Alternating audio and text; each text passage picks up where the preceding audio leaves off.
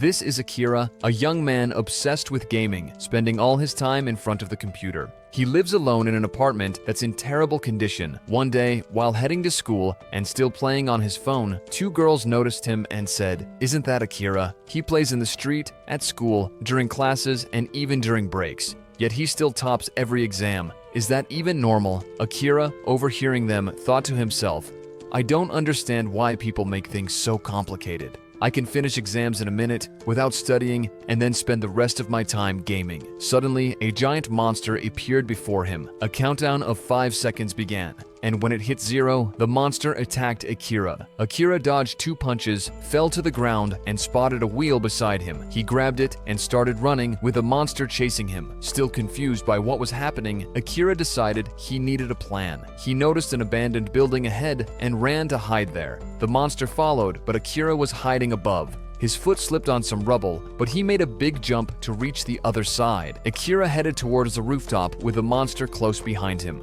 However, he stood there, holding a rope and ready with a plan. The monster fell into the trap, and a massive barrel crashed down on it. But it wasn't enough to kill it. The monster pushed the barrel aside and prepared to attack again. Akira quickly deduced that the monster would leap the same way as before, so he set up a metal rod that pierced through its abdomen, unleashing a torrent of blood and marking Akira's victory in the battle. Suddenly, a girl appeared behind him and said, "I didn't expect you to defeat my pet." A countdown of 5 seconds appeared again, and when it reached 0, Akira's arm flew off and he collapsed to the ground. The girl smiled and said, "The real fun begins now." Out of nowhere, Akira regained consciousness to find himself in a crowded place filled with people, all of whom were shackled, including himself. He noticed that his arm had returned to normal. The girl appeared before them on a stage and introduced herself as Mion. She began explaining that they had been chosen to participate in an experiment for a certain project, and their existence had been erased from national records, making them dead in the eyes of society.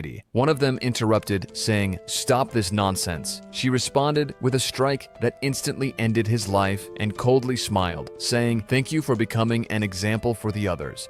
Then she clarified, "As you can see, I have the ability to turn my hand into a cannon, and each of you has been given a similar ability to use in battles. However, the shackles currently prevent you from using them. When the shackles turn red, you'll be free to use your abilities. There are no rules about who kills whom. These are the laws of our program." She then addressed Akira directly, saying, "It seems you enjoy this kind of game." He didn't reply. Another person stepped forward and asked, "Who are you? What is this place? And why are you doing this to us?" She replied, "Unfortunately, we cannot answer those questions." He asked again, "Why did you kill the man who objected earlier?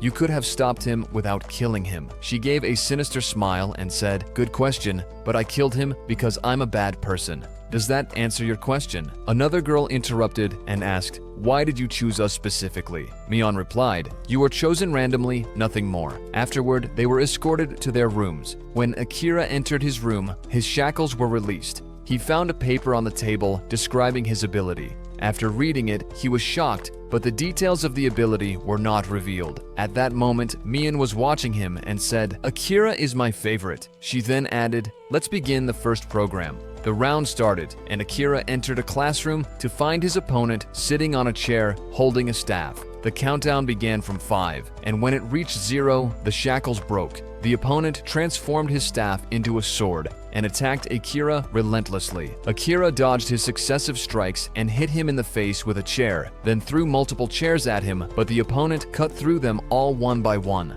Akira fled the classroom, and the opponent chased him until they reached another area. There, the opponent found Akira standing confidently, waiting for him. The opponent said, "After running away, you're now confident. You must have a plan." Akira replied, "I was hesitant to use my ability because it's extremely dangerous." The opponent attacked him, but Akira said, "Illusion," and added, "My ability is turning my hand into a cannon." The opponent was terrified and said, "Does he have the same ability as Mion?" Sure enough, Akira's hand transformed into a cannon, and he fired a bomb that slammed his opponent into the wall. Akira said, "Surrender or I'll fire again." The opponent hesitated at first, but after looking into Akira's eyes, he realized how terrifying Akira was, and he surrendered. Thus, Akira won the round, and his hand returned to normal. Mion clapped and said to her companion, "Did Akira convince you that his ability is a cannon?" Then, with a sly smile, she added, "It's true he said that, but he was lying." To better understand the story, let's go back to the moment Akira discovered his ability written on the paper. Your ability is whatever your opponent believes it to be. In other words, if Akira convinced his opponent that his ability was turning his hand into a cannon and the opponent believed it, he could actually use that ability. It's a deceptive and brilliant ability. Meanwhile, we shift to a new character named Yuri, who is taken to face her battle. Her opponent was an old man with the ability to determine someone's state just by smelling them. He sniffed her and said, "You're not married, are you?" Embarrassed, Yuri responded, "Stay away from me, you creep." But the man lunged at her as the countdown began. Once the shackles broke, she delivered a powerful kick to his face. However, the old man wiped the blood from his face as if nothing had happened. He then started speaking to her rudely and even removed his pants, revealing himself to be utterly vile. He charged at her again, but Yuri, paralyzed by shock, couldn't react. He grabbed her and sniffed her again, muttering disgusting remarks. That's when Yuri recalled her painful past. Overcome with rage, she grabbed his hand and broke it. The man backed off in pain, but she didn't give him a chance. She struck the ground, creating a cloud of dust, then appeared behind him and delivered a crushing blow that ended the battle in her favor. By the way, Yuri's ability is to multiply her physical capabilities fivefold. However, the spectators were amazed because this ability should make her movements difficult, if not impossible. Yet she moved with extraordinary agility. Could this girl be a genius? Several hours later, Akira was taken to the second program, where he was placed in a room with 4 other people. Mion explained to them via intercom that the second program would consist of team battles, 5 versus 5. She then ended the call, leaving everyone in suspense. One of them suggested, "It seems we're a team. How about we use this time to get to know each other?" He introduced himself and revealed his ability, turning buttons into ropes. What a lame ability. Next, Yuri introduced herself and explained her ability to multiply her physical strength fivefold. Another young man named Kisaki shared that his ability was turning any stick into a sword. The large man then stated that his ability was to become invincible for 2 seconds. However, he firmly added, "I refuse to use a power that was forced upon me without my consent." He seemed like a man of principle. It's Akira's turn, but he hesitates, thinking to himself, "Should I tell them my real ability?" Of course not. He then says to them, "My ability is turning my hand into a cannon." Internally, he continues, "I won't reveal my true ability because I don't know if we'll become enemies in the future. My ability would be useless against someone who knows its secret. If I tell anyone, I'd be putting my life in their hands." Akira asks Yuri to demonstrate her physical ability and suggests she jump to test her strength. She agrees and uses her power to jump, but Kisaki thinks to himself, "Wait, if she jumps here, it'll be a disaster." Yuri jumps and reaches the ceiling and her skirt lifts in front of everyone. Kisaki covers his eyes, saying, "This is the disaster." Even the large man covers his eyes. However, the perverted, monkey-like man's eyes turn into hearts. Yuri quickly notices and pulls her skirt down, landing on the ground angrily. She shouts, "Damn you all! You tricked me, you perverts." Afterward, they are summoned to the arena to begin the match. Mion announces through the microphone that the format will be individual battles, one-on-one. The round ends when one side loses consciousness, surrenders, or dies. The first match is between the perverted man and a girl named Rin Kashirin. The two enter the arena and the countdown begins. Before the fight starts, Rin addresses her opponent, saying, "Can you withdraw? I'm scared of fighting, but I don't know what will happen to me if I lose. So please just surrender and let me win."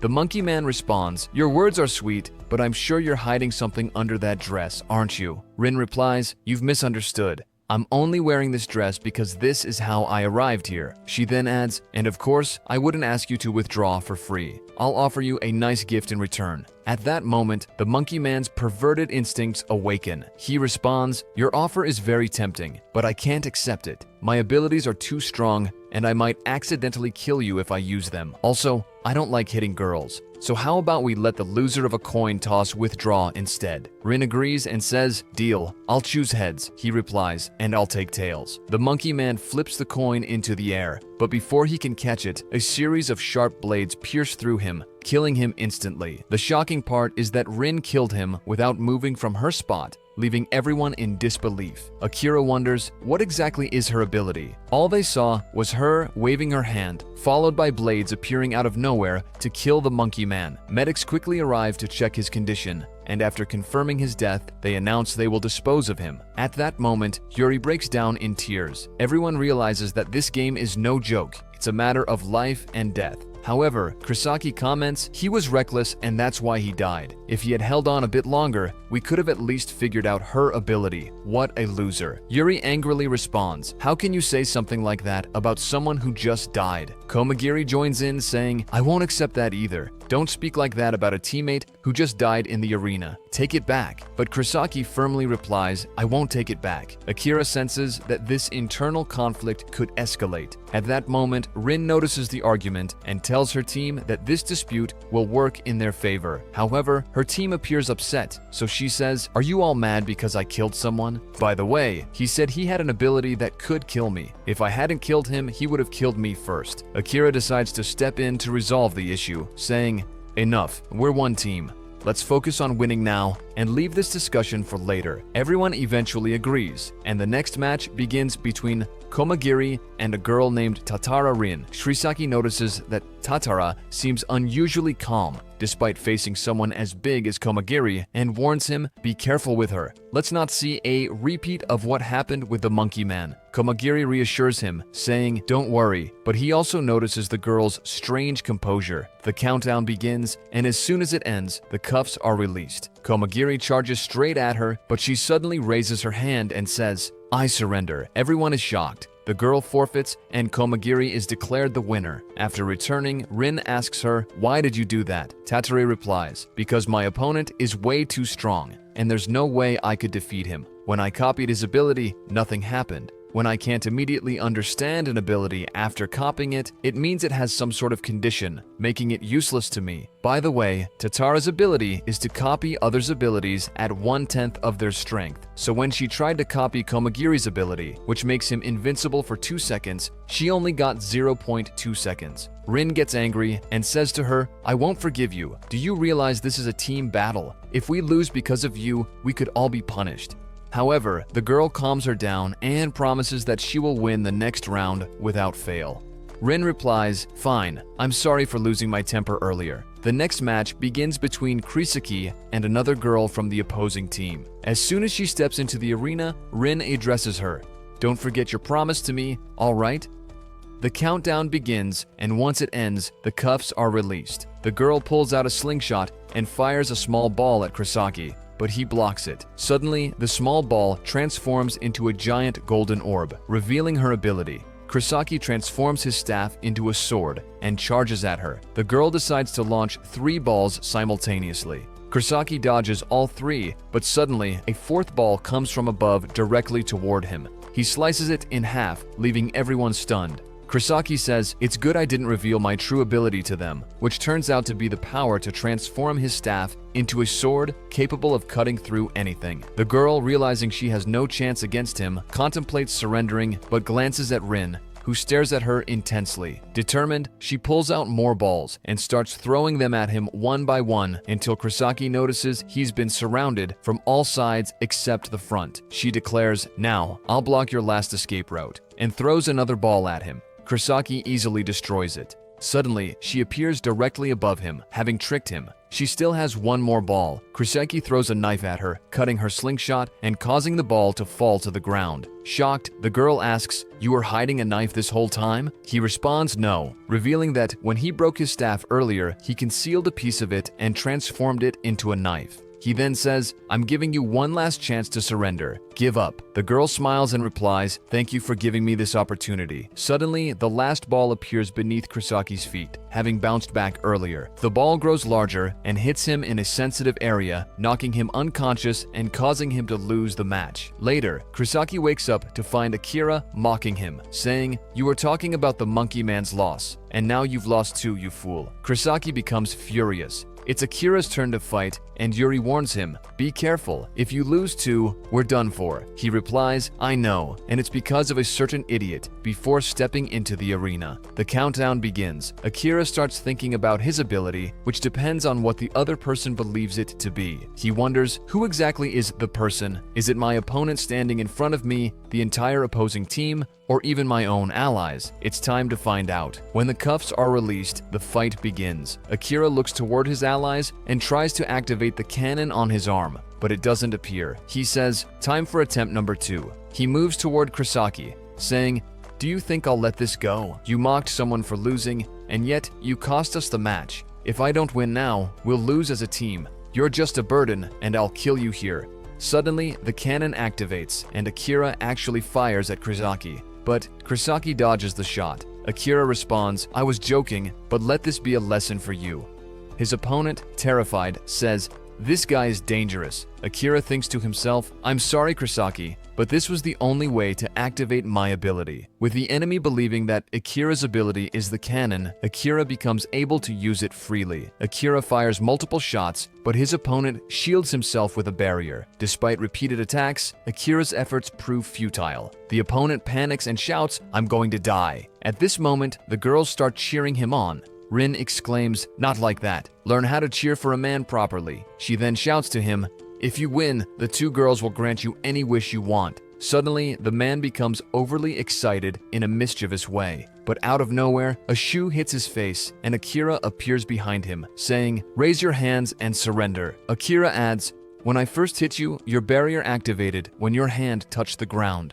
But when I threw the shoe at you, your hand wasn't touching the ground, which means your barrier only activates if your hand makes contact with the floor." In the end, the opponent surrenders and Akira wins the match. Afterward, Kurosaki demands an explanation, saying, "Explain to me why you shot at me earlier." Akira replies, "Everything's fine. I didn't hit you." Kurosaki shouts angrily, "If I hadn't dodged, I would have been dead. I'll definitely get revenge on you." The next match begins between Yuri and her opponent. Komagiri doubts Yuri's ability, saying she's just a weak girl. Even if her physical strength is multiplied 5-fold, it won't be enough. The countdown ends and the cuffs are released. It turns out that Yuri's opponent has the ability to turn his body as hard as steel. However, Yuri charges at an incredible speed like a rocket and delivers a powerful punch that sends him crashing into the wall, leaving him completely defeated. The match ends with Yuri's victory. Akira comments to Komagiri, her ability doesn't just multiply her speed and strength by 5. It adds momentum that makes her punch many times stronger. Not just 5. Seems like a pretty incredible power. At that moment, the witch Mayun appears and announces, "This marks the end of the second program. But before we proceed to the third, the losing team will face punishment. Everyone's eyes are covered and they are taken to another location." Mayun tells them, "Your blindfolds will be removed when the punishment begins so you can enjoy watching the losing team suffer." While walking, Akira starts thinking, what kind of punishment is this? Could it go as far as killing them? But as soon as they enter the room, they find a large amount of food. Muni says, "Welcome, winners. Now you'll enjoy a wonderful break while the losing team works under your command." Wait, is this the punishment we were so afraid of? While eating, Rin says to Akira, "I was surprised when you fired at your teammate. I want to know more about you." Akira responds, "Stay away from me." He adds to himself, "This girl is dangerous and I don't want any involvement with her." Later, he asks Yuri, "Can you pass me that cup of tea?" Yuri replies, "Of course," and hands him the cup, but her hand seems to hurt. Akira asks if she's okay, and she responds, "My hand hurts a little, probably because of my last punch." Akira holds her hand, and she feels shy. He ties a handkerchief around it, saying, "I hope this helps." Kurosaki tells one of the girls, "Go and bring me some tea." Akira responds, "You're acting arrogant." Kurosaki replies, "Yes, because I'm a winner." But Akira retorts, "You didn't win." Kurosaki falls silent. The girl says, "Thank you." She adds, "This boy is very kind." Akira responds, "It must be tough for a middle school girl like you." Shocked, the girl exclaims, "I'm in the 3rd year of high school, just because I'm short." After the break, the third program begins. Mion announces each team will take a different path. By the way, what the losing team went through was just a prelude. Your real punishment is coming. Everyone is asked to choose a tunnel. At this moment, they all realize they will be separated. Kirisaki comments, perhaps we'll become enemies when we meet again. Akira replies, no problem. I'll easily defeat a loser like you. Kirisaki responds, I'll kill you the next time I see you. Komagiri adds, I don't mind if we become enemies. It just means we'll live until then. Just don't die. Everyone smiles and Kirisaki enters the tunnel, followed by Komagiri. Only Yuri and Akira remain. Akira says to Yuri, this handkerchief is a precious memory for me. Yuri replies, if it's that important, I'll return it to you. Akira says, no, promise me you'll return it when we meet again. Blushing, Yuri says, okay, I'll return it to you. And take care of yourself too. Akira leaves, hoping this encouraged her enough. Later, Akira arrives in a room where he finds a phone. His cuffs are removed and he hears the rules. You now have 100 points. Collect 1,000 points, please. Then the call ends. The door opens and Akira steps out to find himself in a forest. He receives an explanation that he will earn 10 points for every person he defeats. Akira realizes there are others like him, so he decides to explore the area. Suddenly, someone appears in front of him, blocking his path. A countdown begins, but as it ends, the person says, wait, I'm not here to fight you. I want to recruit you.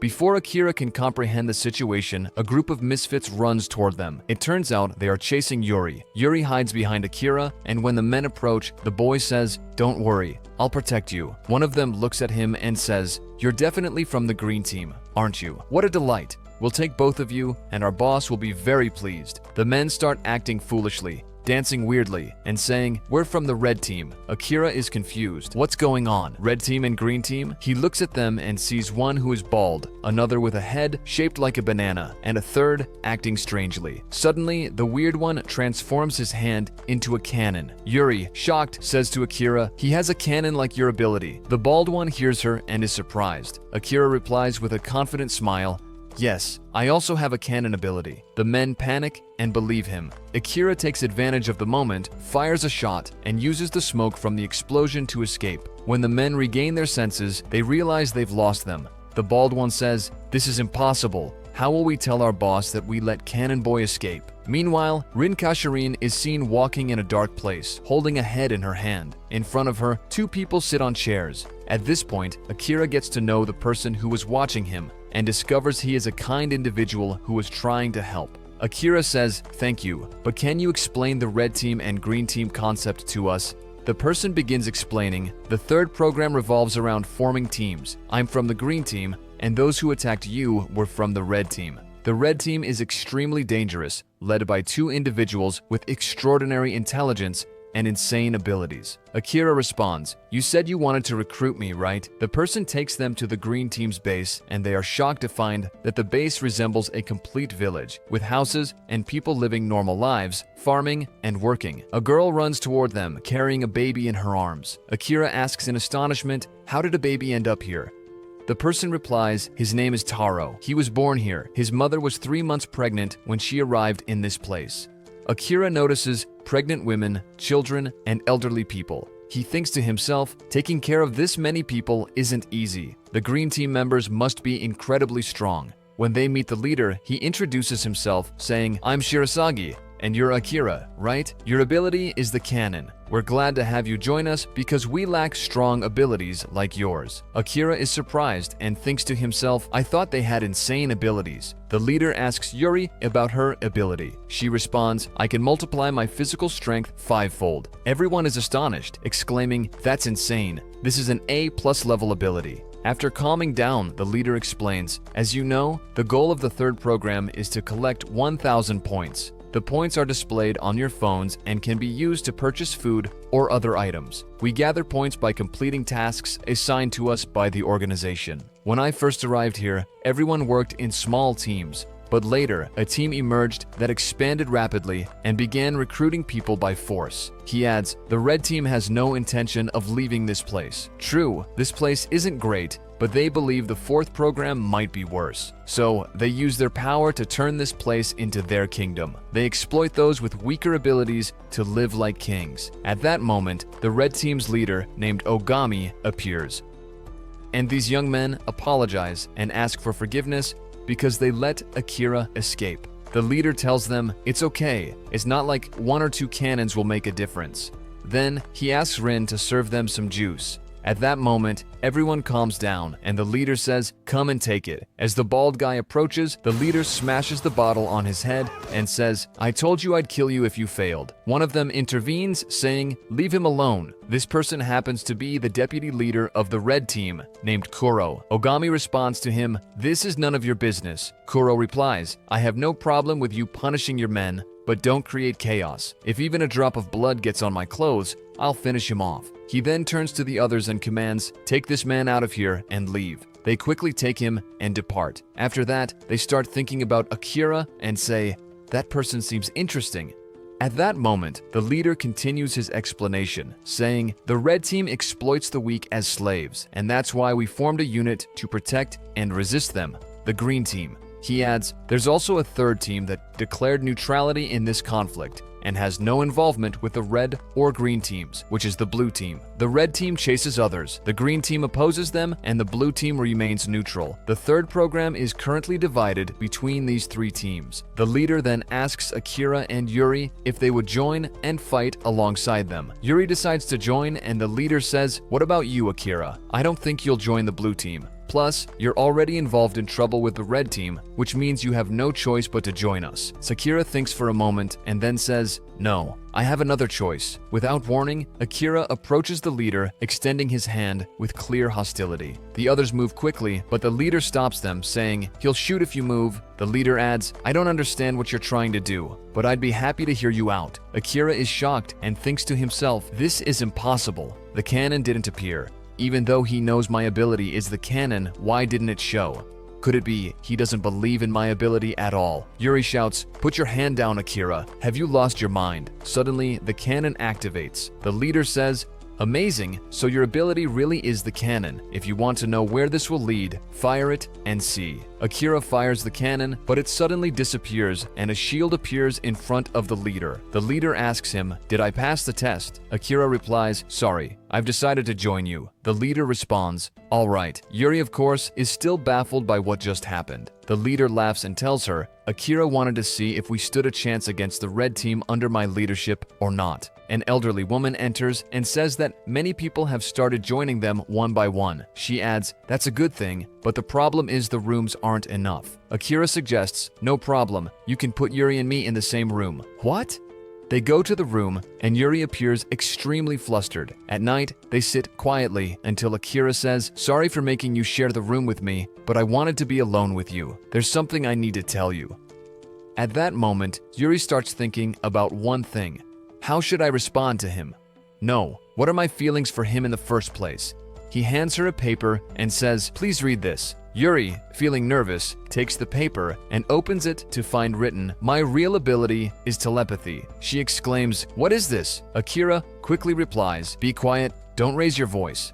Trust me, please believe me when I say my ability allows us to share one mind." Yuri thinks to herself, "This is definitely the opposite of what I expected. Oh my god, how stupid of me to think it was something romantic." Akira takes her hand and says, "Please try to imagine me speaking to you inside your mind." Yuri hesitates, but tries. After closing her eyes, she hears Akira's voice saying, "Yuri, Yuri, if you can hear me, make a move." She opens her eyes quickly, and Akira asks, "Did you hear me?" Yuri replies, "Yes, I can hear you inside my mind." Akira says, "Good, now try speaking to me." Yuri closes her eyes and attempts to communicate with Akira inside his mind, saying, "Akira." He hears her. Surprised, she says, "Okay, what is this?" Akira tells her, "Keep your voice down. Let's talk only in our minds. Understood? All right." Akira explains that this is his true ability, but he doesn't want to reveal it because the room might be monitored. They spend some time communicating this way, allowing them to get to know each other better. Akira tells Yuri that his main goal is to end the game and says, "I will face the witch Mion and make her regret giving me this ability." Then he asks her to shake his hand, saying, "You've proven to me that you're someone I can trust, and I want you to trust me too and keep my ability a secret." Agreed? Yuri replies, "Understood." Afterward, Akira takes a deep breath and says, My true ability isn't the cannon or telepathy. It's whatever the other person believes it to be. Suddenly, they hear a bell ring. Akira pulls out his phone to see that it's the witch Mion addressing everyone. Mion announces that there will be a Ghoul mission tomorrow, but as usual, she provides no additional details before ending the call. Even the red team receives this news in the morning. The leader explains to everyone that this mission is based on collecting points and asks anyone capable of fighting to participate. Everyone is divided into groups, and Akira and Yuri end up in the same group. Meanwhile, we see Kurosaki, who has joined the blue team. The green team moves out, with Yuri holding on to Akira as they discuss and plan within their minds. Akira feels uneasy about revealing his secret to Yuri, as though he's placed his life in her hands. They arrive at the designated location and find Mion sitting at the top. Suddenly, a group of ghouls appears and Mion announces, "The Ghoul game has begun. The mission will end when all the ghouls are killed or when you are all killed. You'll earn 30 points for every ghoul you defeat, and the most important rule is no attacking other participants." The battle begins, and as the ghouls move, some people feel afraid. However, the leader organizes everyone. A ghoul appears in front of him, and as it strikes, the leader defends himself with his shield, rendering the attacks ineffective. Suddenly, a ghoul attacks Akira and his teammates, but Akira uses his cannon to blast it away. Meanwhile, another person uses a teleportation ability to fight. Akira and Yuri continue strategizing in their minds, but suddenly the red team appears, shocking everyone as they don't want to reveal their abilities in front of them. The leader orders everyone to retreat and they fall back. The leader initially believes the ghouls will focus on the red team, but to his surprise, the red team has brought innocent people as slaves. The ghouls turn their attention to the captives and kill them. It becomes clear that these captives are moving against their will due to Kuro's ability. Kuro taunts the leader, saying, "So what will you do now, Shirasagi? Will you save them or run away?" A ghoul attacks a girl who is about to be killed, but Akira realizes she is the same girl from the second program. He quickly moves with Yuri to save her. The leader orders everyone to help the captives, allowing the red team's plan to succeed. Suddenly, a giant, ferocious ghoul appears. Akira fires at it, but the shot has no effect.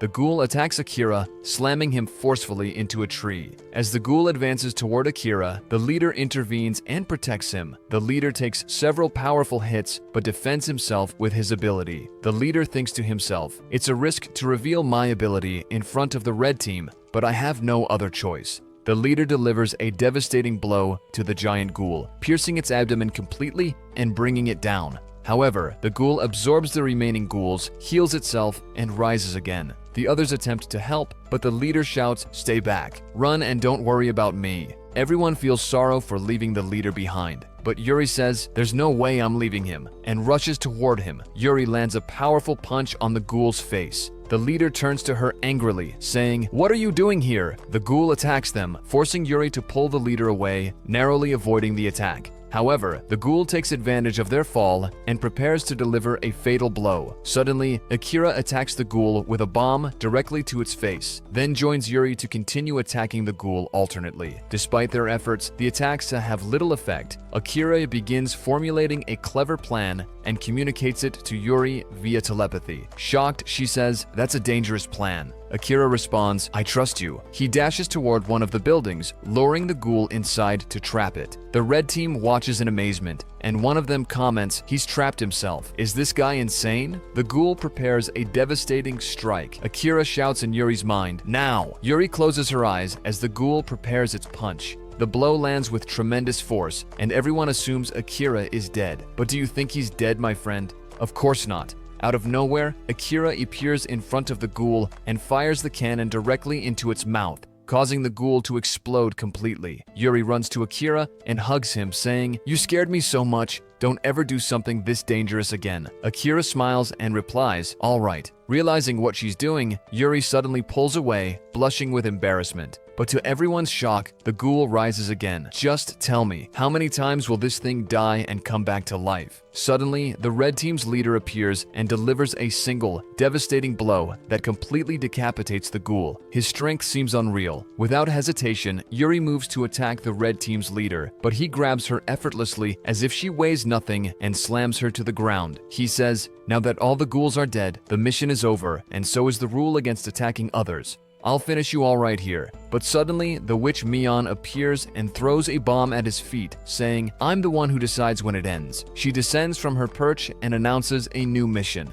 An all-out battle between the red team and the green team. She explains the rules. The first team to kill the opposing team's leader wins. You can also earn bonus points by defeating opponents and linking their phones to yours. Kuro, the red team leader's assistant, objects, saying, that's boring. Add a more exciting condition. For example, if we win, all members of the green team die at once. Without hesitation, Mion agrees. Shirasagi, enraged, interjects, we have children and elderly people here who have nothing to do with the fight. How can they die for no reason? But Mion dismisses his objection, saying the decision is final, and declares that the battle will begin in 7 days. And then everyone returns and the leader summons Akira to speak with him about something. But first, he asks him, I want to ask you a question. What is your true ability? I saw the ghoul crush you, and it's impossible to survive such an attack. What exactly did you do? Akira replies, my ability isn't the canon, but I can't reveal more than that. However, I promise you, I will fight for our team and crush the red team. Meanwhile, a figure is thrown against a tree. It turns out he was attacking a weak girl, but the person who saved her is the one who threw him. That person turns out to be Komagiri. The girl then takes Komagiri with her to the blue team's base. There, everyone questions him, who are you, where are you from? But the girl tries to explain that he's a good person and that he saved her. At that moment, Akira and Yuri meet Komagiri and greet him happily. Everyone feels a sense of reunion. Yuri reassures the team, telling them not to worry because he is their ally. Everyone apologizes to Komagiri and he responds, it's okay. Later, as Akira is heading inside, Tatara Ringo calls out to him to thank him for helping her. Akira responds, no need to thank me. But in reality, she doesn't just want to thank him. She wants to express her feelings toward him, but feels shy. Akira says, all right, I'm going now. I have work to do. She replies, wait, and tries to start a conversation with him, saying, I want to talk to you about your true ability. At that moment, Akira becomes serious and says, what? What do you mean by that? The girl feels like she shouldn't have asked him that question. Meanwhile, Yuri passes by and sees the scene. The girl then says, my ability is to know the abilities of others. For example, Komagiri's ability is to become invincible for 2 seconds, isn't it? Akira quickly pulls her inside and shuts the door. Yuri feels shocked. Akira slams his hand against the wall beside the girl and says, why are you telling me all this? The girl asks him to be her partner in battle, explaining that she knows all of the red team's abilities because she was once their prisoner. Akira agrees, and after that, the girl goes out to meet Yuri and greets her. Yuri begins to think about the situation. In the morning, Akira comes to her and says, I want you to go out with me so we can spend some time together, but for now, I'm heading to meet the blue team, so be ready when I return. Meanwhile, at the red team's base, a girl enters and gets angry when she sees Rin Kashirin because she doesn't want any other girl to get close to the leader. Another person appears and says he was imprisoned by the blue team, but the spy there helped him escape. Then he says to the leader, the spy gave me a message and asked me to deliver it to you. The message says he saw the moment the huge ghoul punched Akira with the cannon. That attack should have killed him, but somehow he is still alive. Kuro sinks into thought, realizing there's something mysterious going on. He then turns to the leader and says, we need to focus on Akira because, as we suspected, his true ability isn't the cannon. In the meantime, Akira and Yuri are on their way to the blue team. Yuri asks him, why are we even going to them? He replies, to negotiate, but there's another reason, because I want to be alone with you. Yuri is on the verge of exploding with embarrassment. However, the truth is that Akira needs her help to use her ability. The problem is that he can't move due to the effects of her power. Yuri asks him, why can I control it, but you can't? He replies, I don't know, maybe because you're exceptional or something like that. Later we learn that Akira was able to evade the ghoul's attack because Yuri helped him teleport. He asks her to imagine him turning into someone else, and she does so, transforming him into that girl. He then asks her, why did you choose this girl specifically? She responds, no particular reason, but Akira deduces that she saw him with that girl yesterday. He explains the situation to avoid any misunderstandings. Afterward, they meet the blue team, including Krisaki. When the team leader sees Yuri, he comments saying she sits cute and has a large chest. Akira asks him to lend some of his team members to help in the war against the red team, but the leader refuses. Akira counters by offering 200 points for each participant. However, the leader still refuses and says, "I'll agree on one condition, give me this girl." Akira rejects the proposal without hesitation. The leader then says, "Is she your girlfriend or something? Is she worth 10 or 20 people I could send to help you?" Akira responds, "Yes, 10 or 20 people can't compare to Yuri's worth. If you want Yuri, then join me and follow my orders."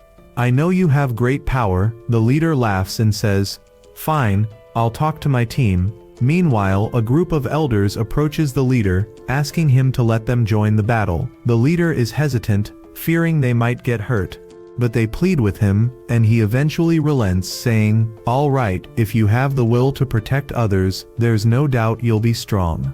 The elders are overjoyed. At night, everyone gathers to eat and enjoy a relaxing and fun atmosphere. We see a child with his mother who wants to participate in the battle. A young man who admires her watches in awe, impressed by her determination to fight despite being a mother with responsibilities.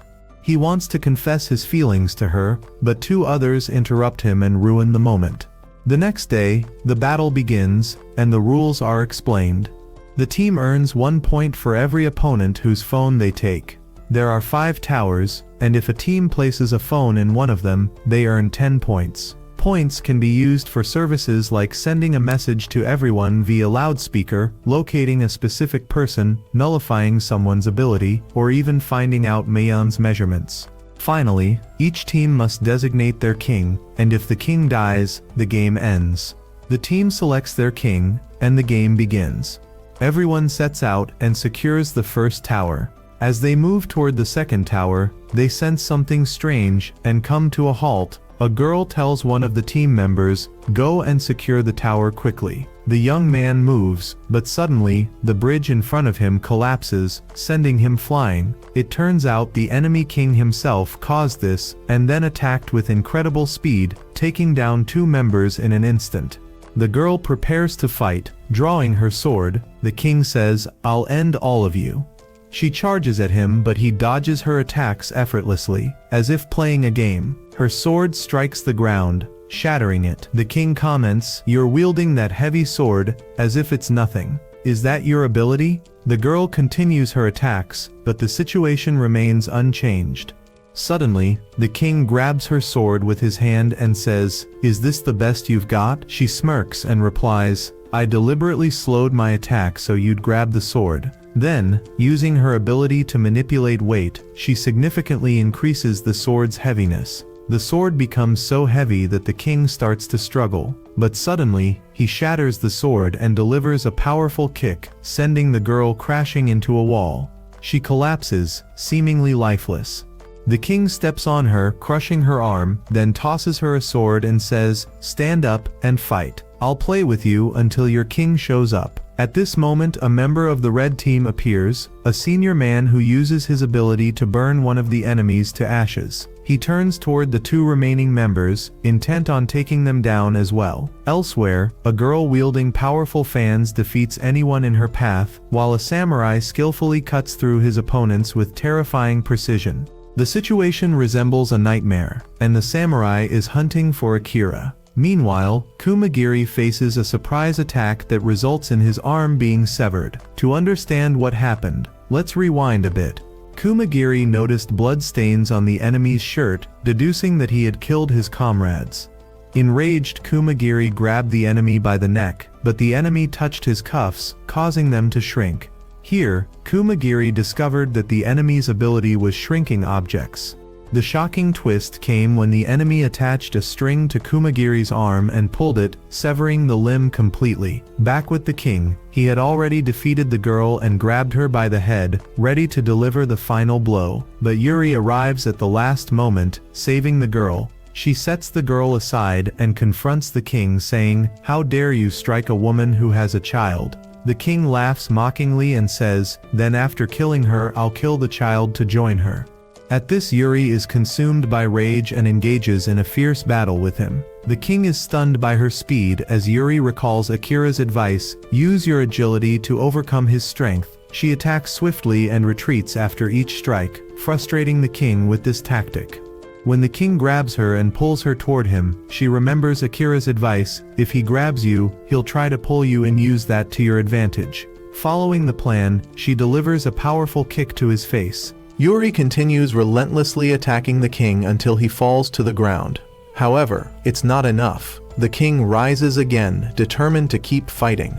Meanwhile, the blue team manages to capture a spy with Ringo's help. Akira had asked her to search for anyone lying about their abilities. The spy refuses to reveal any information, so Ringo takes over, trying to talk to him. She speaks kindly, tends to his wounds and shows him compassion, which surprises him. Later, she goes to fetch water for him, but upon her return, she is shocked to find the spy dead, killed by an unknown assailant. Suspicion spreads among the team, and they begin to suspect another spy.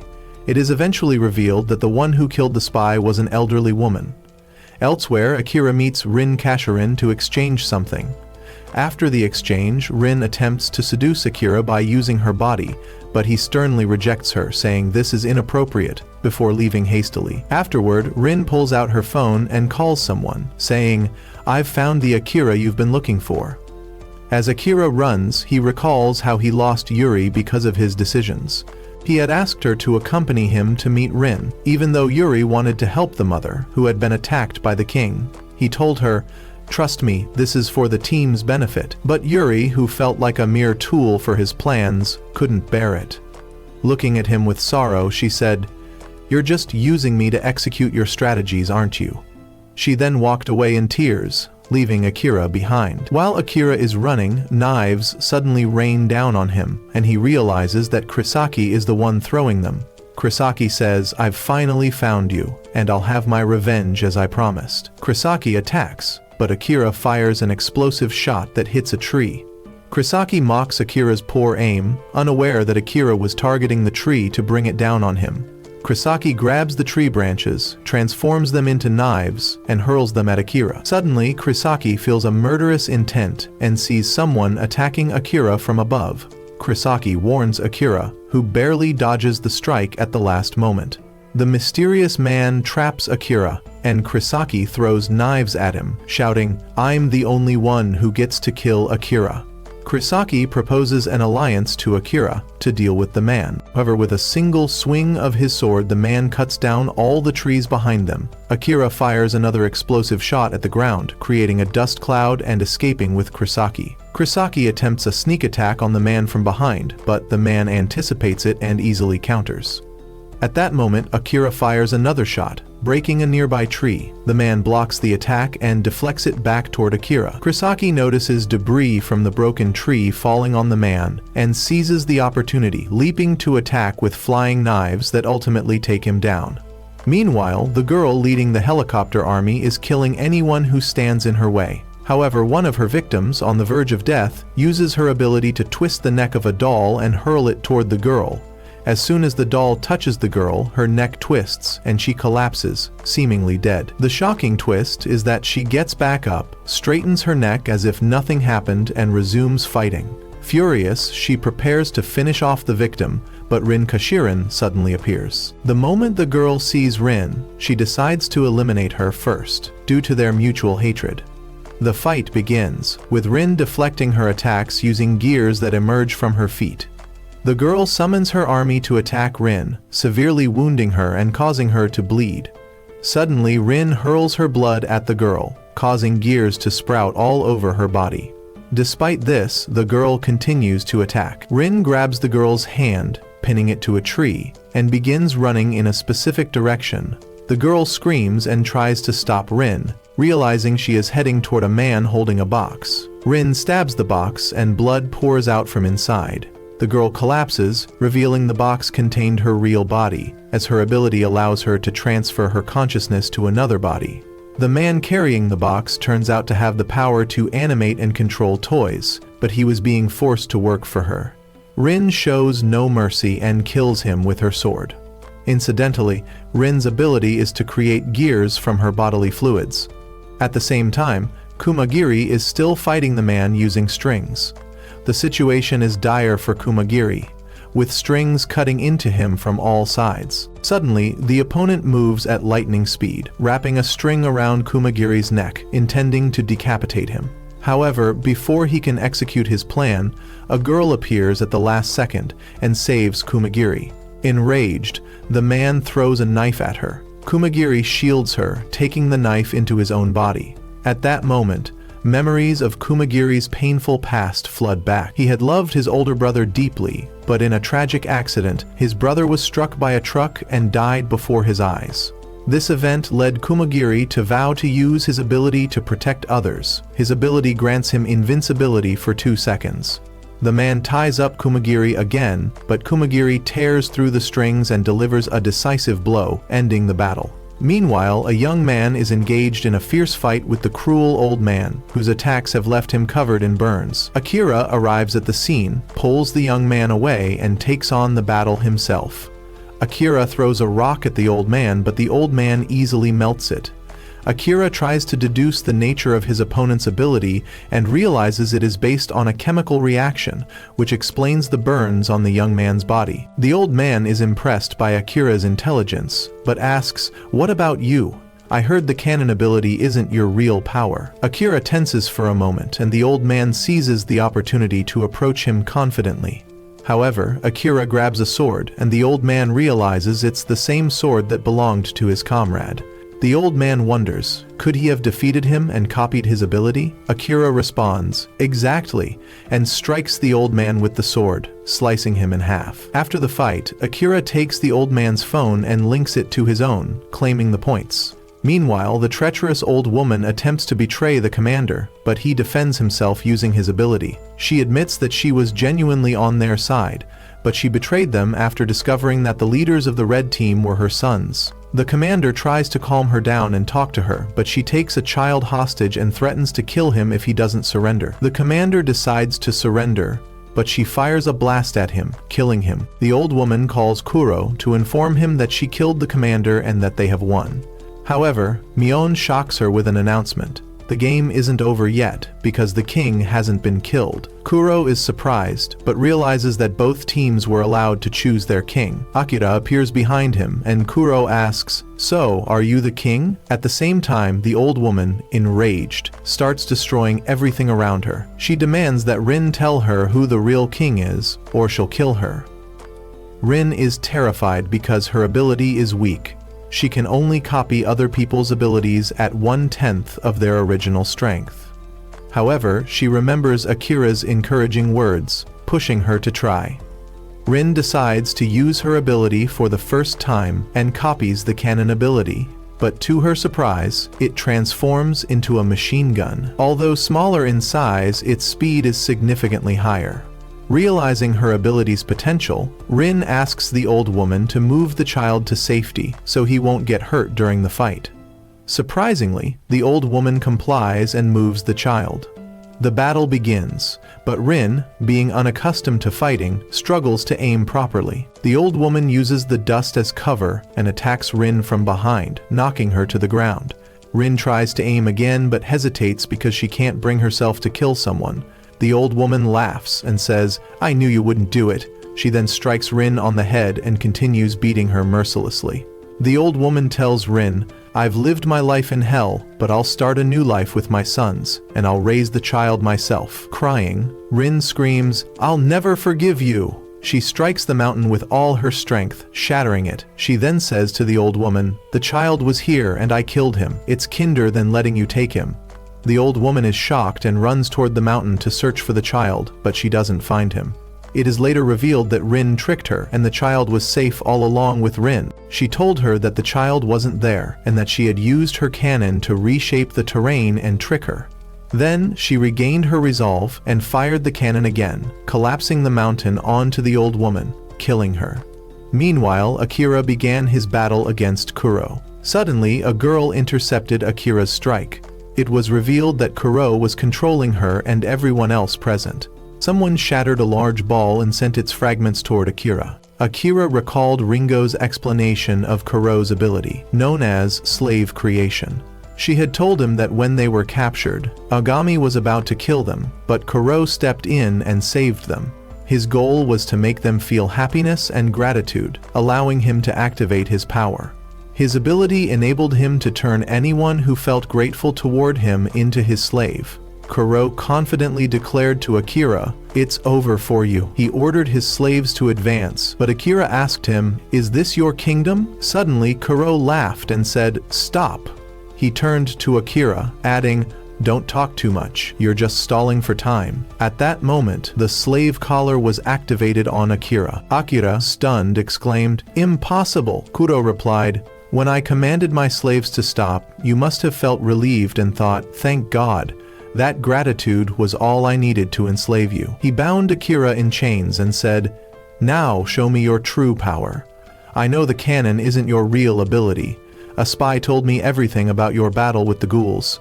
You were supposed to die, yet you survived somehow. Now, show me your real ability." Suddenly, Akira teleported and appeared behind Kuro, but Kuro's slaves managed to restrain him in place. Kuro smirked and said, "I knew you'd teleport here and try to attack me from behind, so I prepared my slaves." He drew a knife and stabbed Akira in what seemed to be a fatal blow, pulling the blood-stained blade out. Akira fell to the ground as Kuro taunted him. "This was all part of my plan from the start." However, Akira suddenly said, "No, you're the one who lost.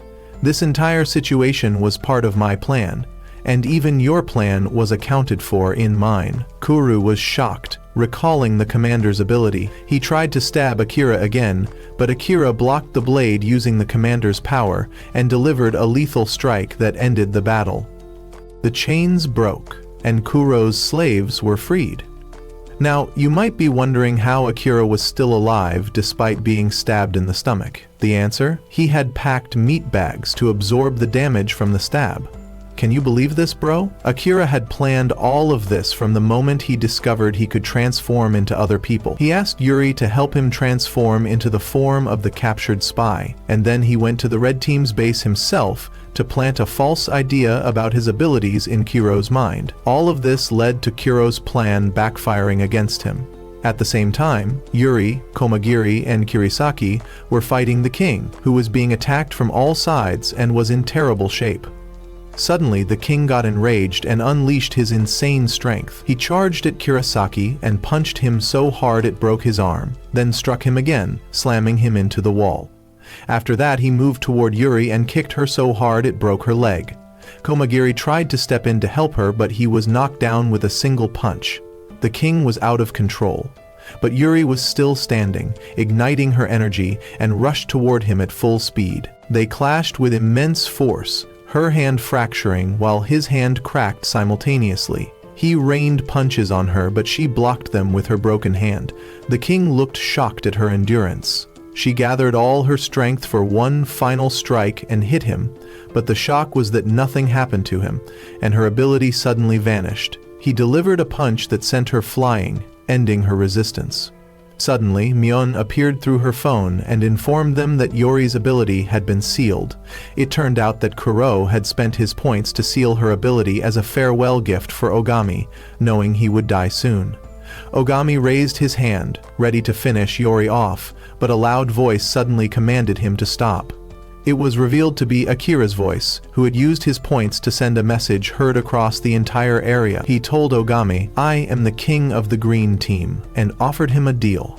"If you don't kill Yuri, I will face you directly now, but if you refuse, I will kill Kuro." Ogami began to consider the offer, and then called Akira again, saying, "Kuro is going to die anyway, isn't he?" Akira was shocked, and Ogami grew furious as he realized his brother was already dead. Ogami told Akira, "I accept your offer. You killed my brother, so I will kill you." Akira demanded proof that Yuri was still alive. Ogami slapped her awake, and she spoke with Akira, reassuring him she was okay.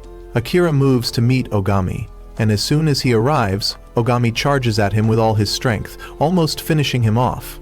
But Akira shouts, "Now, Yuri." She begins using her ability, which amplifies his physical strength tenfold. Akira lands a powerful blow on Ogami, knocking him down. To everyone's surprise, Ogami stands back up. He tells Akira, "Kuro's concerns were valid. You're the one we should have been most cautious of." After saying this, Ogami collapses to the ground. With this, the game ends, and everyone starts clapping for Akira. The crowd is filled with joy after hearing the news. After the victory, Akira and Yuri celebrate their win. Mion appears to congratulate them, and medical teams begin attending to the injured. She tells Akira that he will soon go to the tower to finalize preparations as the king. Akira goes to the river to wash his face, and suddenly, the leader of the blue team appears in front of him. The leader congratulates him on his victory and then says, "I saw everything." Akira becomes tense, wondering what he saw. The boy says, "Don't worry, I know what you're thinking. My ability. I'll tell you, and I think you already know it." Akira is shocked as he notices the boy's hand position and recalls the cannon. The boy indeed uses his ability and fires a blast that knocks Akira to the ground. Then he says, "Tell Mion I'm making my move." "No, never mind, I'm sure she's watching us right now. My goal is to kill Mion and I want your help. If you refuse, I'll kill you." After this, the boy leaves Akira lying on the ground. Akira closes his eyes and then he wakes up saying, "That was a disturbing dream." He washes his face, eats breakfast and prepares for school. As he leaves, he meets Yuri at a shopping mall. She greets him, runs up to him and hugs him. Akira looks at his hand, which still bears the marks of the shackles, and says, "The game isn't over yet." As they walk together, we see Mion watching them from a distance. "You might be wondering about this strange ending, bro, and I was just as puzzled as you. So, I searched online for the manga to find out how it ends. I found out they took a break before the fourth program, which will take place in Tokyo. And that's how the anime ends." Don't forget to subscribe to the channel and turn on the notification bell to be the first to watch the new season if it comes out.